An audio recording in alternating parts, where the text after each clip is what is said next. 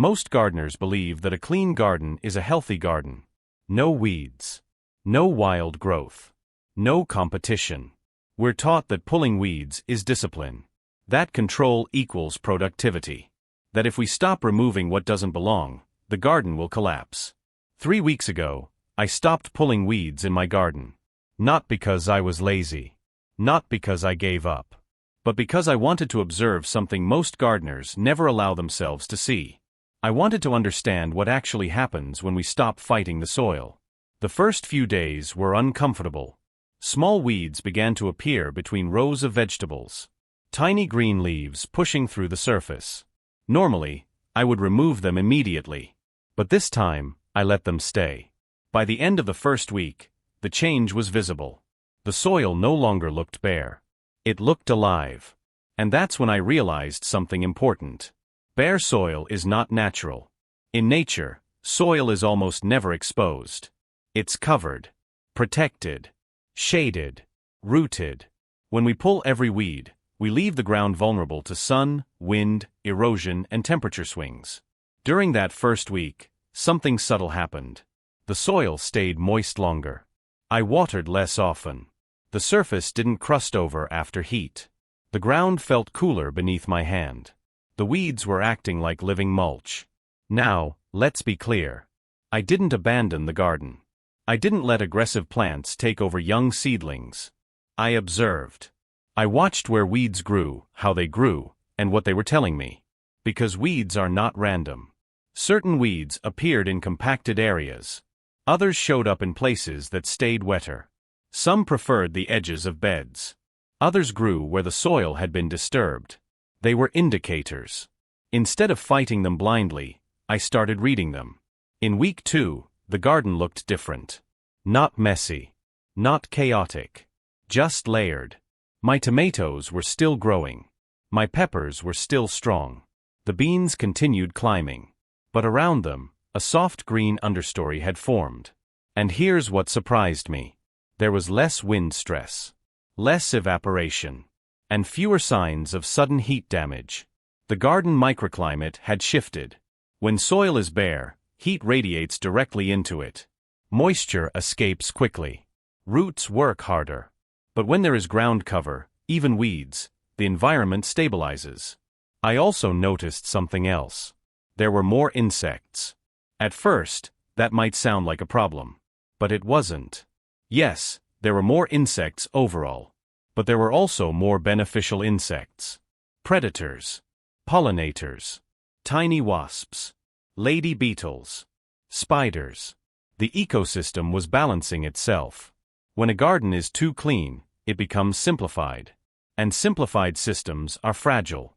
One pest outbreak can spread quickly when there's no diversity. But in a slightly wild system, there are checks and balances. Now, did weeds compete with my crops? Yes, in certain places. By the 3rd week, I could clearly see where intervention was necessary. Some fast-growing weeds were shading young carrots too heavily. In those spots, I thinned them. Not cleared the bed completely. Just reduced pressure. This was no longer weed pulling. It was management. There's a difference. Pulling weeds out of habit keeps the soil disturbed. And disturbed soil invites more weeds. Every time we expose soil to light, we trigger dormant seeds to germinate. The more we pull, the more we create the conditions for new weeds to appear. It becomes a cycle. But when weeds are cut at the surface instead of uprooted, roots remain in the soil. Those roots decompose slowly. They create channels for air and water. They feed microorganisms. The soil improves. By week 3, the biggest difference wasn't visual. It was structural. The soil felt softer. Crumbly. Alive with fine roots and organic matter. Earthworms were more visible. Moisture levels were steady even during warmer afternoons. And my vegetables? They weren't struggling. In fact, they appeared more resilient. Now, this doesn't mean we should abandon maintenance. It means we should rethink our relationship with weeds. A weed is simply a plant growing where we didn't plan for it. But that doesn't make it useless. Some weeds mine nutrients from deep layers of soil. Others protect bare ground.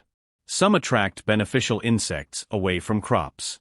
Some break up compaction with strong taproots. The key is intention. If a weed threatens to overpower a crop, intervene. If it competes during a critical growth stage, reduce it. But if it coexists without harm, it may be serving a purpose. 3 weeks without pulling weeds did not ruin my garden. It revealed it. It showed me which areas were weak, which soil was compacted, which beds dried too quickly, which crops needed stronger spacing. It forced observation instead of reaction. And that may be the biggest lesson. Modern gardening often encourages constant action. More pruning, more feeding, more spraying, more pulling. But sometimes restraint teaches more than control. When we allow small levels of natural growth, we give the soil system a chance to regulate itself. Of course, there are limits. Invasive species must be managed. Perennial weeds with aggressive root systems should not be ignored. Seed heads should be removed before spreading. There is responsibility involved. But there is also wisdom in not overreacting. After 3 weeks, I didn't convert my garden into wilderness. I adjusted my approach. Now I clear only where necessary. I cut instead of uprooting when possible. I leave certain low-growing plants as living mulch. I observe before I act. The result is a garden that feels more stable. Watering is reduced. Soil stays covered. Biodiversity has increased. Maintenance feels lighter, not heavier. And perhaps most importantly, I no longer see weeds as enemies. I see them as signals. If weeds grow aggressively in one bed, I ask why. Is the soil bare? Is fertility unbalanced? Is spacing too wide? If one area invites constant weed pressure, it usually means the system there needs improvement. Weeds thrive where there is opportunity. Close the opportunity, and the pressure decreases naturally. In the end, stopping weed pulling for 3 weeks did not create chaos. It created awareness. It slowed me down. It reminded me that gardens are ecosystems, not displays. And ecosystems do not function through constant disturbance. They function through balance.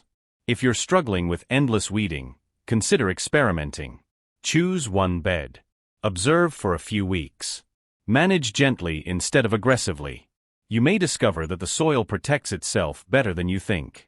And that the strongest gardens are not the cleanest ones. They are the ones allowed to breathe.